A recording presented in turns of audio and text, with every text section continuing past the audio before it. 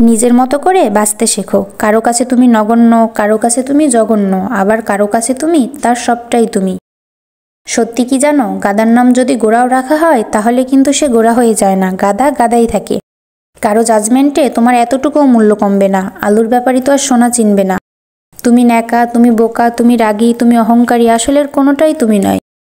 তুমি তাদের কাছে তেমনই যেমনটা তারা ডিজার্ভ করে। দিন শেষে তুমি তুমিই থাকবে, একটু মন্দ একটু ভালো।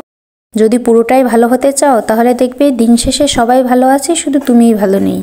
আসলে এটাই সত্যি, বেশি ভালো ভালো না। ভালো মন্দ মিলেই মানুষ হতে হয়, বেশি ভালো হলে তার কপালেই দুঃখ হয়। হ্যালো এভরিওয়ান, আসসালামু আলাইকুম। আজকে আপনাদের সাথে শেয়ার করব গরুর মাংসের রেসিপি। আমি বাসায় যেভাবে রান্না করি সেভাবেই দেখাচ্ছি একটু। আমি সব মশলা দিয়ে হাতে মাখিয়ে তারপরে মাংসটা বসিয়ে দিই। পেঁয়াজ, রসুন, যত মশলা আছে আগে সব তেল দিয়ে সুন্দর করে মাখিয়ে নিই, তারপরে ঢাকনা দিয়ে বসিয়ে দিই। আপনারা কে কে এভাবে রান্না করেন জানাবেন। এভাবে রান্না করলে মাংসটা খেতে খুবই ভালো লাগে। হাতে মাখানো মাংস আসলেই মজা।